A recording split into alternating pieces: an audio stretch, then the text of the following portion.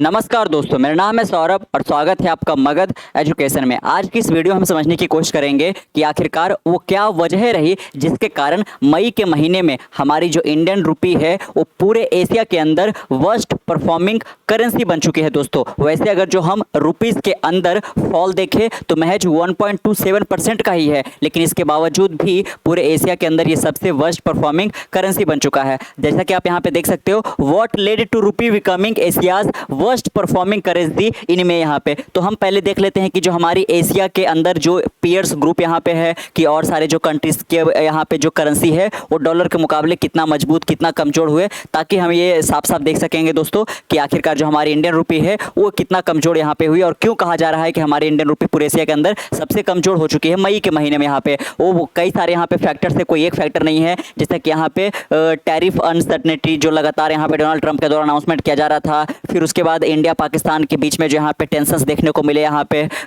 सिंदूर यहाँ पे हमने लॉन्च किया ऑपरेशन सिंदूर यहाँ पे, इसके कारण भी जो इन्वेस्टर्स है वो काफ़ी ज़्यादा एक तरीके से यहाँ पे स्केपिस्ट हो गए या फिर बहुत सारे उन्होंने पैसे विड्रॉ किया। और साथ में आरबीआई भी इस पे जिम्मेवार है दोस्तों। यहाँ पे बहुत सारा फॉरेक्स रिजर्व जो है आरबीआई आज के टाइम पे रिजर्व करना शुरू कर चुकी है एक बार फिर से यहाँ पे, जिसके कारण क्या होगा कि आरबीआई के पास जो फॉरेक्स रिजर्व अब बढ़ रहा है वो कहाँ से आ रहा है, तो आरबीआई के पास जो रुपीज़ है उसको मार्केट के अंदर वो इन्फ्लो कर रही है और वहाँ से डॉलर को विड्रॉ कर रही है दोस्तों। यहाँ पे तो डॉलर को जब यहाँ पे जमा किया जाएगा तो रुपीस का वैल्यू जो है वो गिरेगा ही गिरेगा यहाँ पे। लेकिन उससे पहले थोड़ा सा हम कंपेयर कर ले ताकि यहाँ पे साफ साफ पता चल जाएगा कि एशिया के अंदर क्यों हमारी करेंसी जो है वो सबसे वर्स्ट परफॉर्म कर रही है दोस्तों। यहाँ पे बाकायदा आप देख सकते हो, अगर जो हम ताइवानीज डॉलर की बात करें यहाँ पे तो डॉलर के मुकाबले यहाँ पे है ना, ध्यान रखिएगा, ताइवानीज डॉलर अमेरिकन डॉलर के अगेंस्ट 6.97% स्ट्रॉन्ग हुआ है दोस्तों। यहाँ पे अमेरिकन डॉलर के अगेंस्ट कोरियन वॉन जो है 3.30% स्ट्रॉन्ग हुआ है, इंडोनेशियन रुपला जो है 1.91% स्ट्रॉन्ग हुआ है, थाई बाट जो है 1.79% स्ट्रॉन्ग हुआ है,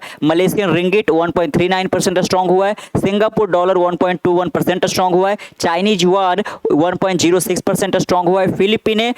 पेशो 0.16% स्ट्रॉन्ग हुआ है। और अगर जो हम एक तरीके से वीक के अंदर देखें यहाँ पे तो एक जैपनीज येन है जो कि -0.53% डाउन गया है अमेरिकन डॉलर के अगेंस्ट, और हांगकांग डॉलर जो है 1.13% डाउन गया है। और साथ में आप देख सकते हो इंडियन रुपी जो है 1.27% जो है डाउन गया है। और इसी की वजह से यहाँ पे देख सकते हो कि पूरे एशिया के अंदर यहाँ पे सबसे बेस्ट परफॉर्मिंग करने वाला जो करेंसी है वो और कोई नहीं बल्कि हमारी इंडियन रुपी है दोस्तों यहाँ पे। लेकिन अगर जो आप इसके पिछले महीना अगर जो आप अप्रैल को ऑब्जर्व करो दोस्तों यहाँ पे तो एक समय पर एक डॉलर के अगेंस्ट कितना रुपया था यहाँ पे 83 रुपीज 94 पैसे चले गए थे यहाँ पे। लेकिन उसके बाद जो टैरिफ का अनसर्टेनिटी देखने को मिला, बॉर्डर टेंशंस देखने को मिले यहाँ पे, और साथ में बहुत सारे जो मॉनेटरी ईजिंग का जो एक्सपेक्टेशन था, इसकी वजह से जो हमारी करेंसी है वो बस्ट परफॉर्म करने लगी दोस्तों यहाँ पे। और रुपी जो है मई के महीने में यहाँ पे, अप्रैल का तो आपने देखा कि लगभग कितना चल रहा था यहाँ पे 83 रुपीज चल रहा था यहाँ पे, लेकिन आज भी के टाइम में यहाँ पे ये 85 को भी क्रॉस कर चुका है। The rupee weekend 1.27% in May from 84.48 per dollar at the beginning of the month to 85.57। तो देख सकते हो कि मई का जो स्टार्टिंग महीना था वो आज तो 31 मई है, बिल्कुल मई खत्म होने वाला है। तो मई का जो स्टार्टिंग था यहाँ पे 1 मई को देखा जाए तो एक डॉलर जो है वो 84 रुपया के बराबर चल रहा था, लेकिन अब मंथ खत्म होने को कगार पर है, 85 रुपीज़ 57 पैसे के करीब पहुँच चुका है। और ये ऐसा नहीं है कि ये सबसे ज़्यादा अभी ही बेस्ट परफॉर्म करता हुआ नजर आ रहा है दोस्तों। यहाँ पे एक समय तो 88-89 रुपीज़ भी पहुँच चुका था, यहाँ पे इतना ज़्यादा डिक्लाइन हो गया था यहाँ पे। लेकिन देख सकते हो कि उस वक्त और भी सारे जो कंट्री है वो भी ज़्यादा फॉल किए थे, लेकिन पर्टिकुलर जो मई का महीना है उसमें सबसे ज़्यादा जो कमज़ोर हुआ है वो हमारी इंडियन रुपी ही कमज़ोर हुआ है दोस्तों यहाँ पे, जैसा कि हमने ग्राफ से भी देखा यहाँ पे बाकायदा। तो बाकायदा आप देख सकते हो यहाँ पे है ना, There have been unwinding tariff uncertainty while importers are taking advantage of lower forward premium, said Kunal Sodhani, head of Treasury at Sinhan Bank। 1 year dollar rupee forward premium fall to इतना % to इतना इन अप्रैल। देख सकते हो दोस्तों यहाँ पे कि जो अनसर्टेनिटी टैरिफ का देखने को मिला उसके कारण यहाँ पे जो इम्पोर्टर्स है दोस्तों यहाँ पे है ना, उनको थोड़ा सा ये प्रॉब्लम काफ़ी ज़्यादा हुआ। जैसा कि आपको पता ही होगा कि पूरी दुनिया के अंदर जो हमारा देश है वो दुनिया का तीसरा सबसे बड़ा ऑयल एंड नेचुरल गैस का इम्पोर्टर है दोस्तों यहाँ पे। तो अगर जो डॉलर हमसे मजबूत होगा तो इसके कारण क्या होगा, हमें और ज़्यादा पैसे खर्च करने पड़ेंगे, हमें और ज़्यादा पैसे खर्च करना पड़ेगा तो हमारी इंडियन रुपी जो है और ज़्यादा यहाँ पे डिक्लाइन करेगी। और साथ में यहाँ पे अब जो अमेरिका का कोर्ट है दोस्तों, उन्होंने भी होल्ड कर दिया है। जो डोनाल्ड ट्रंप लगातार एक के बाद एक टैरिफ अनाउंस किए जा रहे थे यहाँ पे, लेकिन वहाँ के कोर्ट जो है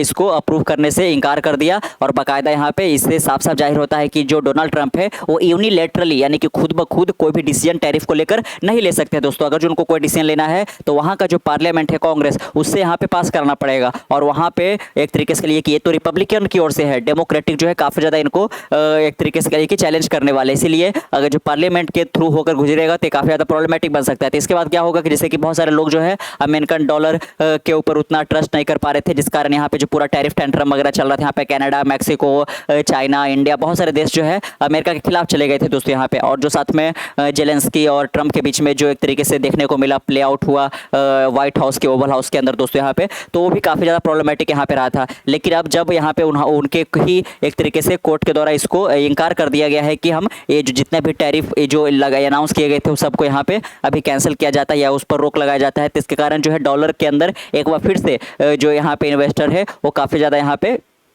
उनका ट्रस्ट बढ़ता नजर आ रहा है। और वो यहाँ पे इंडिया के अंदर से बहुत सारे जो पैसे हैं एक तरीके से वो यहाँ पे विड्रॉ करने लगे यहाँ पे, तो और साथ में अमेरिका के अंदर इन्वेस्ट करने लगे। तो ये भी एक वजह बताया जा रहा है जिस कारण कि जो हमारी इंडियन रुपये है वो डॉलर के अगेंस्ट यहाँ पे कमजोर हुई है, 1.27% डाउन गई है दोस्तों यहाँ पे, और पूरे एशिया के अंदर सबसे बेकार परफॉर्म करी है यहाँ पे, है ना। तो डिक्लाइन बहुत ज़्यादा नहीं है, लेकिन बाकी कंट्री के मुकाबले देखा जाए तो यहाँ पे ज़्यादा दिख रहा है दोस्तों यहाँ पे। और बाकायदा साथ में यहाँ पे जो क्रूड ऑयल का प्राइस है वो भी अगर जो आप देखो तो मई के स्टार्टिंग में ये $60 पर बैरल चल रहा था, लेकिन अब ये बढ़कर $67 पर बैरल हो गया, जिसके कारण यहाँ पे एक बार फिर से हमारी जो बहुत सारा जो फॉरेक्स रिजर्व है वो एक तरीके से चला जाएगा दोस्तों यहाँ पे। अगेन इंडियन रुपये जो है इससे कमजोर हो रहा है। बाकायदा देख सकते हो sharp rebound in the US dollar, तो जो यूएस डॉलर का इंडेक्स है वो 100 के पार चला गया यहाँ पे, जो कि एक तरीके से टैरिफ के वक्त यहाँ पे डॉलर थोड़ा सा कमजोर हो रहा था यहाँ पे। लेकिन एक बार फिर से जब डॉलर मजबूत यहाँ पे देखने को मिल रहा है तो हमारी रुपीस कमजोर होगा ही होगा। Unexpected shift in the Federal Reserve interest rate outlook और delay in the United US trade negotiations could dampen optimism in the near future. देख सकते हो कि अमेरिका और इंडिया के बीच में जो ट्रेड होने वाला था, जो ट्रेड नेगोशिएशन चल रहे थे वो थोड़ा सा और ज़्यादा यहाँ पे डिले हो गया, जिसके कारण जो है एक तरीके से जो ऑप्टिमिज्म था यहाँ पे कि नियर फ्यूचर में इंडिया अमेरिका के बीच में ट्रेड बढ़ पाएगा, थोड़ा सा डैम्पन डाउन हुआ है दोस्तों, जिसके कारण भी यहाँ पे इंडियन रुपये वो कमजोर होती हुई नजर यहाँ पे आ रही है। तो देख सकते हो कि कोई एक तरीके से फैक्टर नहीं है, बल्कि यहाँ पे कन्वर्जेंस ऑफ फैक्टर के कारण यहाँ पे जो इंडियन रुपीज़ है वो एक तरीके से कमजोर हुई है। अगर जो हम समराइज करें इस पूरे इंडियन रुपये के संदर्भ में यहाँ पे, तो पहला तो कारण यही है कि जो अमेरिकन डॉलर का इंडेक्स है वो 100 के पार चला गया है। बहुत सारे जो इन्वेस्टर है एक बार फिर से यहाँ पे